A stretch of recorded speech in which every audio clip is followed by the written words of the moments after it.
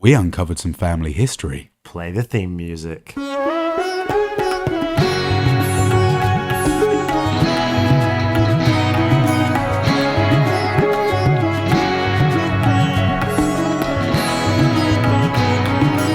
Hello and welcome to this episode of Tripology. I'm Alun and I'm here with the ever investigative Adam. That adjective applies to both of us this week because we've just returned from a little mission, haven't we? We went on what can only be described as a mission, and given that you are so investigative, allow me to kick off the episode with a little bit of a history lesson, if you don't mind. Yeah, please do, because I didn't know loads about what we were doing beforehand, but my goodness, was I glad to be a part of it. Let's bring the audience up to speed. Don't tune off because you've tuned into a travel podcast and it's begun with a history lesson. No, instead, open your mind and engage, because there's a little bit of history that requires to be shared with you in order for you to really get the most out of the episode we're about to do. So, basically, what happened was, back in the day, World War II, Yeah. Stalin got it into his head to absorb Poland into the Soviet Union, which meant the deportation of about 1.5 million Polish people into slave labour camps all over, but some of those were in Siberia. Right. Yeah, it's incredibly heavy stuff. Obviously, very, very tragic and affected an enormous amount of people. Into the slave labour camps, and amongst the people there were my grandparents. I'd been told through family stories, through talking to them as a kid, about stories of them being in Siberia. And then once the camps were liberated, once they let them go, they took trains all down and landed in India, where they ultimately grew up in an orphanage. Yeah, so it's so incredible because you obviously had all this information before you came to India. Yeah. So it was always going to form part of your trip. I've had this information since I started travelling and always had it in my head that one day I would come to India, and when I did that, I would try and learn more about this time in history. I'd heard about the story of their travels on trains through Persia and down towards this part of the world. Always of great interest to me. Never had the opportunity to explore it further. Yeah, that's amazing. They were telling you stories of what it was like. Absolutely, yeah. Vivid stories. I grew up hearing those stories, being very engaged with them, imagining what that must have been like. But until I came to India, I never really knew what that part of the story would feel like. That's one of the beautiful things about traveling, is the context is provided to you that you could never have without actually visiting a place. People can say, God, it was oppressively hot when I was in this place, but you can't really imagine it until you're there. I'm going to ask you a really personal question now. Go ahead. As tragic as that, of course, is, for obvious reasons, do you think that that in any way shaped your travel future, your sort of wanderlust? Maybe you felt like an affinity or a connection with India because of your grandparents' past. Interesting. Definitely, I would say so. Yeah, certainly my great aunt who was there in India, she would tell me stories a lot, and she continued traveling for much of her life. So she was definitely a key influence in my subsequent decisions to go traveling. She's a very special person to me. And definitely that sort of idea that salvation was available in other countries was something that kind of weighed on my mind. And I always thought, definitely, I want to experience that, because India kind of saved them, right? Imagine going so long without good food, having to be in these awful conditions, and then arriving in India where two places became available to these 5,000 Poles who entered into India. This was Jamnagar, Valivade, and in Kolhapur, Valivade. Yeah, which is quite conveniently about sort of 6-8 hours southeast of where we are in Mumbai. Exactly, yeah. The Maharaj of those two places said, we will take the Polish people. And the largest encampment was in Valivade, like you say, not too far from where we are in Maharashtra. So I basically said to Adam, this means a lot to me. It's an important part of my family history. Will you come with me to see where my grandparents went to school, stayed in an orphanage, did their GCSEs and O-levels, huge part of their life. Will you come there and we'll see what we can find out? With no expectations. We didn't know what was going to be there. We didn't know whether we would meet people that could enlighten and illuminate some of the story to us. Had no idea, but I wanted my best friend there to see what was going on. Yeah, and what an amazing focus. What an exceptional reason to go off and do what was 48 hours, a bit of a whirlwind trip. Yeah, very quick. But I sort of jumped on board and I said I'd love to be there to support you, and can we get a couple of night buses and make it a nice little backpacking trip, like old times, like the good old times? Yeah, not the too old times. A long time now, haven't we? Yeah, so we that's how we found ourselves queuing, waiting for a night bus. My first night bus in India. How many do you think you've done? Just top of your head. Five experienced. Yeah. So of course, one in which a finger was inserted into my mouth by the person I was bunking with. Oh yeah, we've said that. So I had high hopes for this trip because I knew I'd be bunking with you.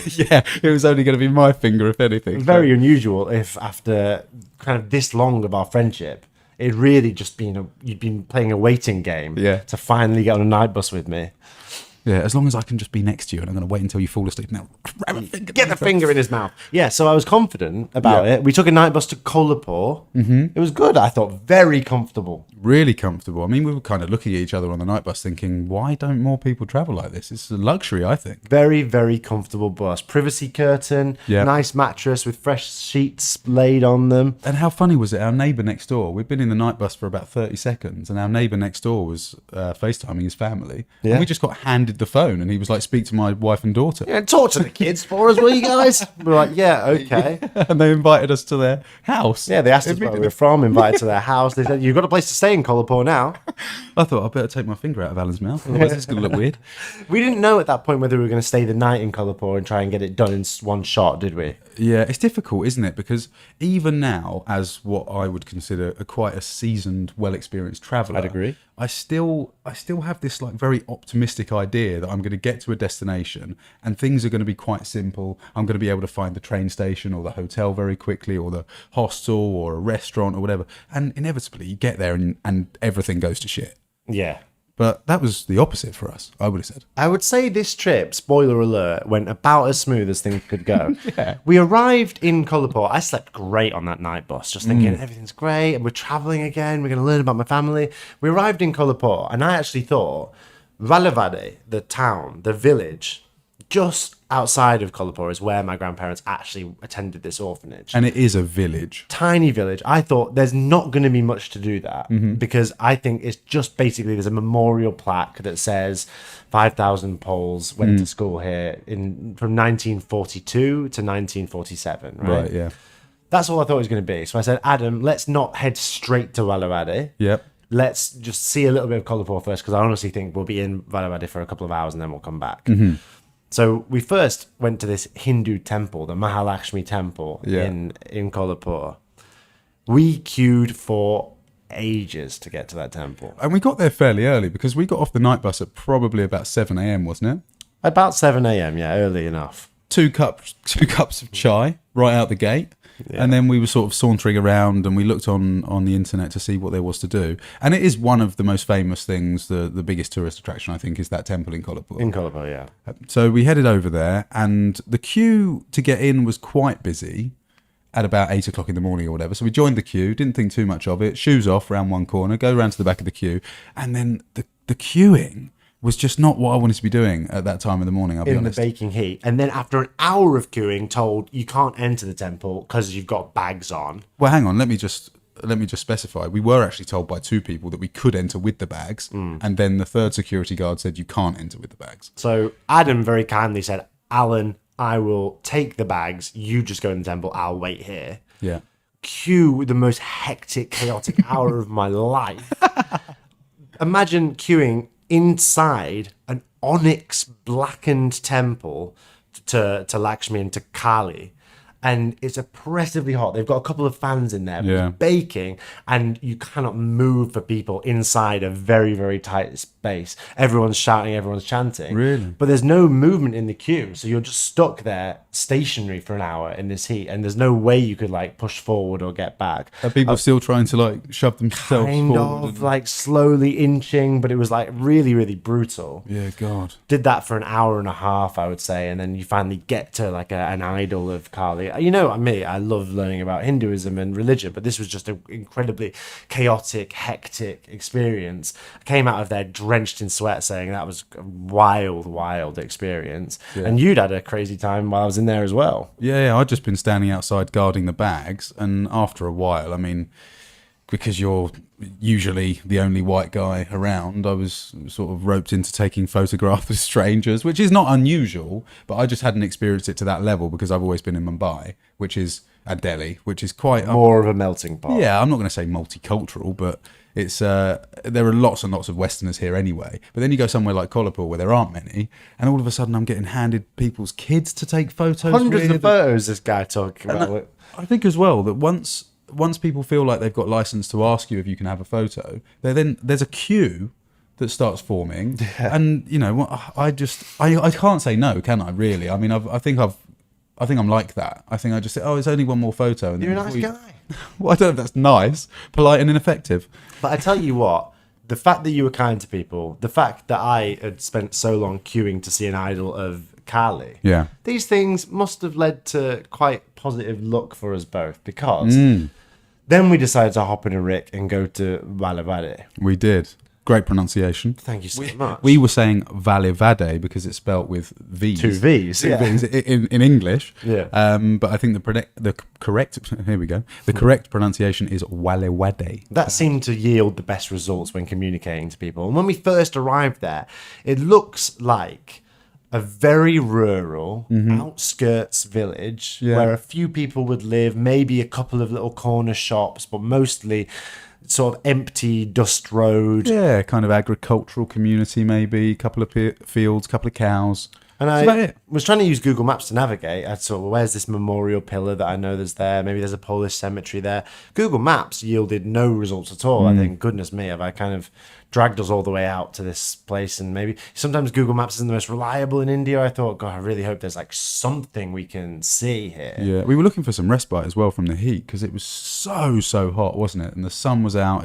I was burning. I know we were sort of ducking between the shadows, trying to stay in the shade and find out what we were doing. We didn't have much of a plan, to be fair, did we? No, and the only reference point we could find at all on Google Maps was this government building about 100 meters down the road. So we beelined straight for there. Yeah, I think that's a safe bet. We thought surely they've got some evidence or documents or photographs that can point us in the right direction. Exactly. We go in there, there's one guy sat at a desk, and I load up Google Translate on my phone, and I basically say, hey, my Polish grandparents lived here in 1942.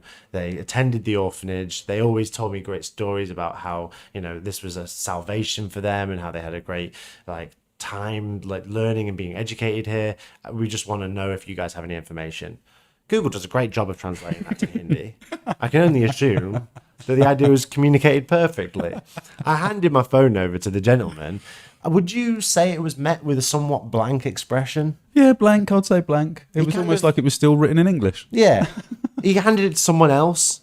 They wrote down an address on a piece of paper in Hindi, which I used my phone to translate, and it said, near police station, next town over. Yeah, oh yeah, that was it. That's right. So we were confused by that, but then they just kind of told us to wait there.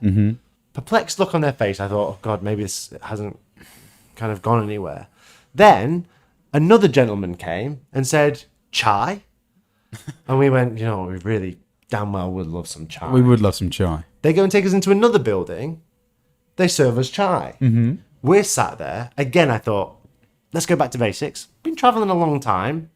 Try and communicate what I'm after again. Again, grandparents, orphanage, 1942, any information, Google Translate, hand the phone over.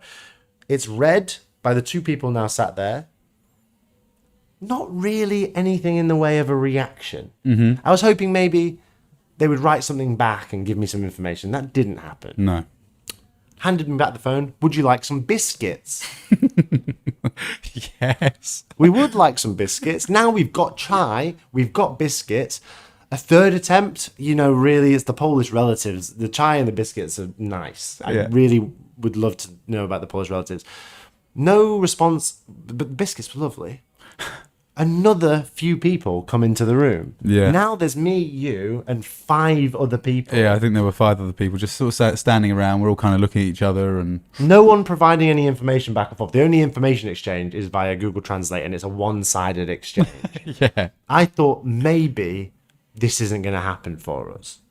Until it becomes apparent, all of a sudden, that actually a plan is being formed. A plan's being hatched. One of the guys speaks a little bit of English and he's like, let's go. And he turned out to be quite an important guy, didn't he? Because he ended up with us for the entire day. Yeah. And then the day just took off in a direction we could have never imagined, didn't it? The governor of Valivade comes, we take pictures with him. Yeah, more pictures. I think, how many people were outside? We were sort of standing in the middle of probably 12 people in a semicircle outside the government office. At one point, 12 of Valivade's most eminent people, elected officials, come to meet us, take pictures, guide us into their vehicle and drive us to, I mean, I wouldn't have imagined this in my wildest dreams. We're in the car and we're headed off right now to the meditation break, and we'll tell you where we went after that. See you in a bit.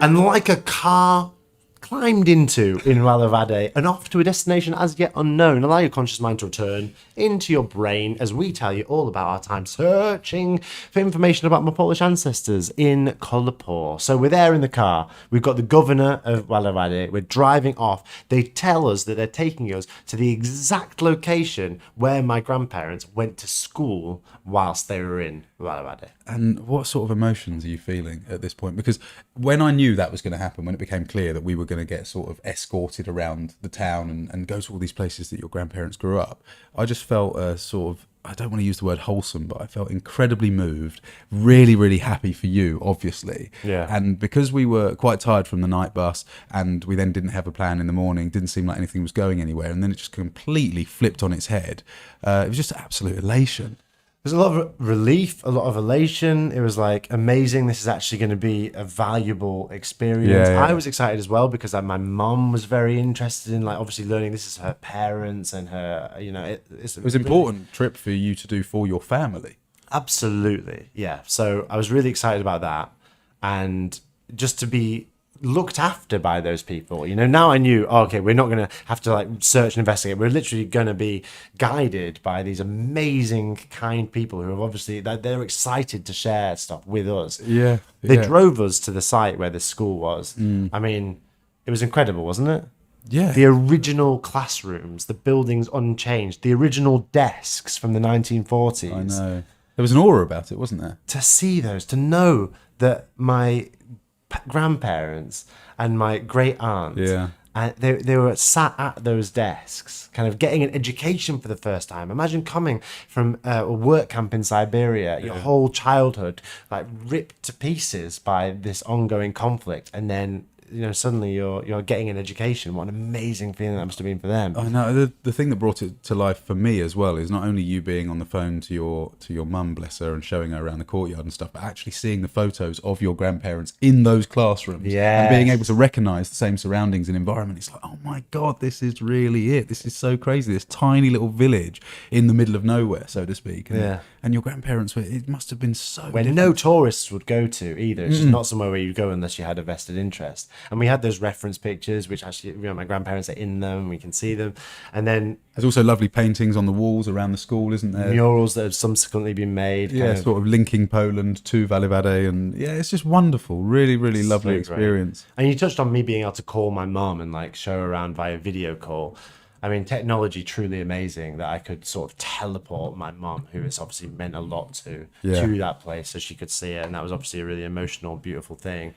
I mean, it's a great time to say I don't think I've ever been shown quite so much kindness by a people that I felt coming from the people in Valivade showing me this place. It was incredible. They couldn't have gone more of an extra mile for us. No, I mean, we're going to discuss what happened after that. So it only gets more and more crazy and more generous and more touching. Yeah. But I think I really felt that they knew how much it meant to you and to us. Yeah, I felt that as well. There was an emotional aspect to that. They really understood, I think, that we'd come all this way to engage with this part of history. Yeah. And it's so little known that all these Polish people were helped so prevalently by India. No one else would take them. These two Maharajas said, we'll take them, which was a brave thing to do, by the way. 1942 to 1947, conflict's still going on. And it was really an amazing thing. And people within India don't realize that this was an amazing thing that took place. I felt like people in Valivade didn't even know. Yeah. I felt like you were kind of educating some of the people we were with, because we had an entourage at this point, didn't we? Yes. Yeah, certainly. It was really, really quite special. And then from the school, we went to the houses, didn't we, where they used to live, the kind of barracks. And we were even shown inside a lady's house. So she currently lives there, and the houses have remained largely unchanged. Yeah, she saw that we were there, and the people guiding us explained that we were interested in the history of the Polish orphans. And she said, come into my house. Have a look around. This is one of the original houses. Only the doors had been changed, right? So we got to see inside, potentially even the exact accommodation where my grandparents were staying. Yeah, which is incredible. I mean, you just couldn't pay for that kind of experience. Yeah. These people allowed us to access something that I don't think we would have been able to orchestrate ourselves. Yeah, it was truly amazing. And from there, we went to see a hospital that had been part built by the Polish refugees and would have surfaced the Polish refugees at the time. We got to see the historical railway tracks where the signs were built by Polish refugees. And people just extended so much warmth to us. We wanted to know exactly all what we were doing in India, how we found it, just wanted to help us. They cooked us lunch. Yeah, we had lunch provided to us in a separate government building. And then we went to the hospital. The hospital experience for me was crazy. Yeah, tell me about how you were engaging with all this. Well, the principal of the hospital, like the manager of the entire thing, she was just sitting in an office at a desk, and all of us kind of bowled in. Yeah. And we got shown around the hospital, and we were shown through, like, as a tour, through the delivery ward where, I mean, I was trying not to look, but I'm pretty sure people were giving birth. Yeah. Which was crazy. And then we sat down and we had a drink, and there was some important people there. There was a local journalist that had turned up. I just remember thinking, like, out of all the people that we were with that were showing us around and showing an interest, whether they were our drivers or whether they were people that had taken some time off to show us around the hospital, or even after that, I thought, God, so many people have just taken a day off today just to spend time with us. Oh, there's people interested in Poland. Cancel everything. Yeah, don't worry, we'll come along for the ride. It was amazing. It's really incredible. They spent so much time with us and gave us so much information, and the level of pride that I think that was so evident of people, like, people come to India and they come to Bombay and Delhi and they, even Kerala and surfing and all these places. But this was a town where real human beings they lived there. Yeah. And they were so proud to show us what had been created there and the level of capability, and a board up in the hostel of how many immunizations and births and things they'd successfully done. And that was like a source of pride. And the fact that Polish refugees were part of their history, that the hospital existed because it was built by the hands of the Polish people that came there. It was such a wonderful thing that really illustrated and exemplified the combining of human spirits that really, cross-pollination of culture can only ever be a good thing if handled properly. Yeah, I think that's true. The combination of effort from the Indian people, the Polish people, it was beautiful to witness that firsthand. Yeah, one of the guys we met at the hospital, actually, was it his father that used to run a construction company that employed Polish people to help build things? Of course, because it wasn't just Polish children like my grandparents who went there. Also there was widows and servicemen and all sorts there. So lots of different kinds of people from all walks of life escaped Siberia and came to India and did a wide range of things. Yeah, I just remember looking at you when you were having a conversation with a few of the people to our left and thinking this must be such a moving experience, because people did seem genuinely interested in sort of your family history and the reasons for us being there.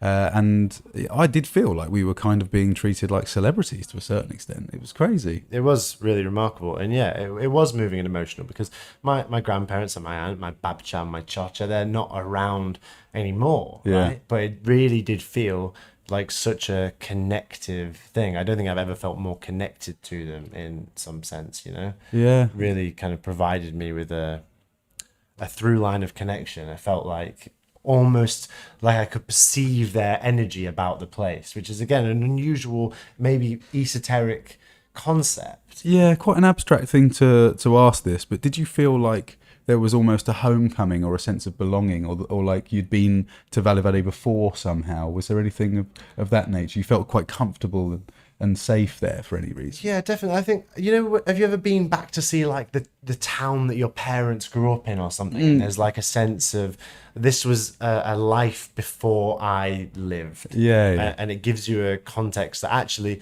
all of history is a continuum that continued before you existed and will continue after you've been alive. And I think that imagining them there really made me feel that in a visceral way, imagining them as children sat at those desks in those barracks. Yeah. It's a real trip. Yeah, it was like as crazy as the day was already, given that we'd had absolutely no plan in the morning up until about probably 9 a.m. really.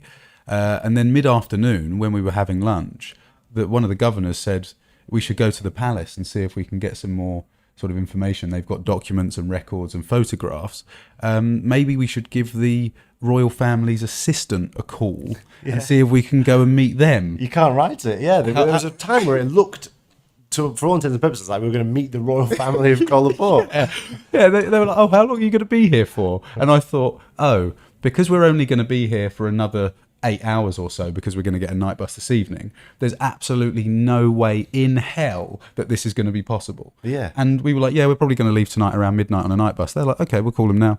Yeah. What, to see them this afternoon? Yeah. And that only didn't happen because they were in Pune. Yeah. And their assistant was sick, and it was like a couple of little nuanced things that meant it didn't happen. But they said, come back another time and we'll meet with you. We'll see if we can find any photos and things. It was remarkable. It is really funny. The access to these sorts of people. Yeah. And that was that would have been the son of the Maharaj who accepted my relatives into the orphanages. Which is just so incredible, isn't it? Yeah. And then, one of the gentlemen said, well, hang on, what we can do is just go direct to the palace. Yeah. And you can have a look around there. There's a museum and lovely grounds to explore and all that kind of stuff. So we went there as well. It was fantastic, wasn't it? Yeah, beautiful museum. Lots of crazy... He was a big hunter. He was into taxidermy animals. So you saw all these rare creatures adorning the walls. And then monsoon happened while we were inside. Crazy rains and thunderstorms. It all got very atmospheric. We went for dinner with the governor and the people that were going around with us.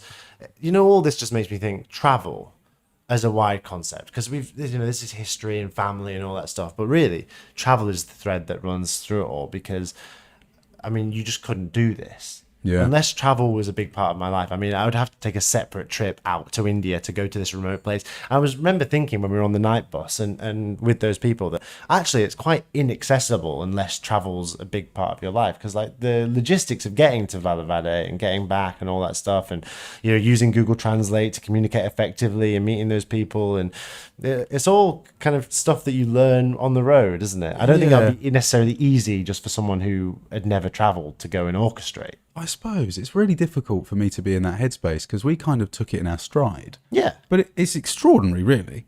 Absolutely, it's extraordinary. The way that the day unfolded when you pick it apart in detail is like, we did that, and then we did that, and we did that, and we did that. And it just feels like travelling because you have these experiences quite a lot. But it's really quite extraordinary. It's completely alien to someone who's only ever stayed in hotels or in resorts or something. Yeah. To be able to have the agency to just be like, okay, here's this remote location that I have historical ties to. Let's get there and see what happens. Yeah. We didn't email ahead and like plan a tour around the orphanage.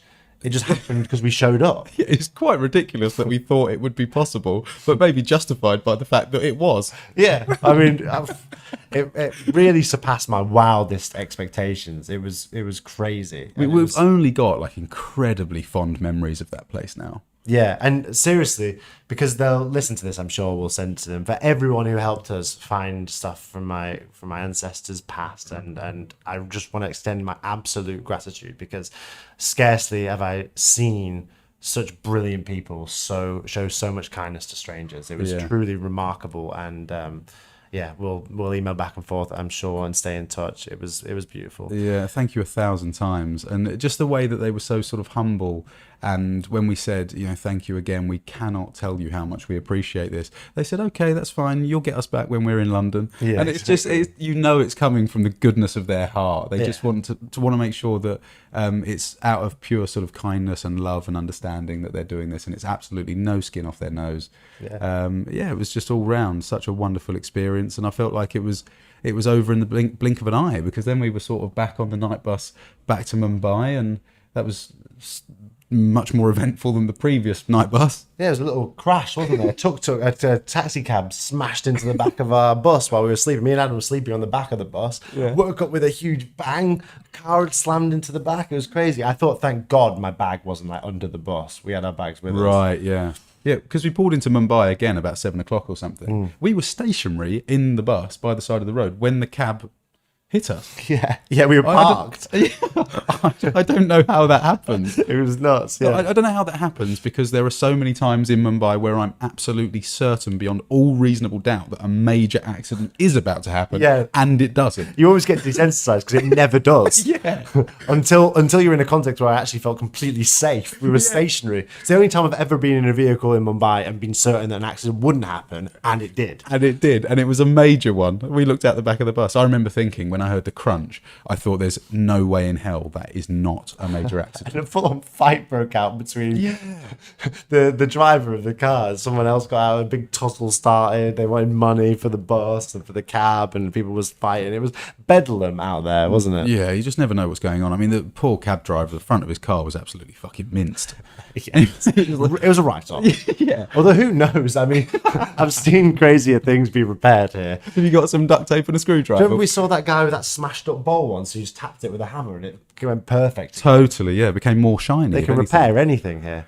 I would love to hear from our audience, anyone who has pursued family history before or gone off somewhere because they have ties to that place culturally, maybe. Yeah, search some long lost family. We've met someone very recently in Mumbai who's on a bit of a journey themselves. Maybe a sort of a pilgrimage that means something to you, either sort of recent or historically or whatever, a really significant purpose to your trip. It'd be amazing to hear from you. Yeah, maybe you've got a relative who grew up somewhere specific and you'd like to maybe pursue finding out a little bit more, connecting with your family in that level. It's tripologypodcast@gmail.com. We read every single email. We couldn't be happier to receive mail from you. And the Instagram as well, that's popping off, @tripologypodcast. Send us a message, chuck a follow on there, watch the reels, some good stuff coming out. Yeah, just engage with us. We're here, we're ready. Tripology Podcast. We love communicating with you. And speaking of communicating with you, it's time to communicate with you in a little bit of a more casual tone. It's the Patreon section after this episode. But for you guys, we'll see you next week. We'll see you there. Bye.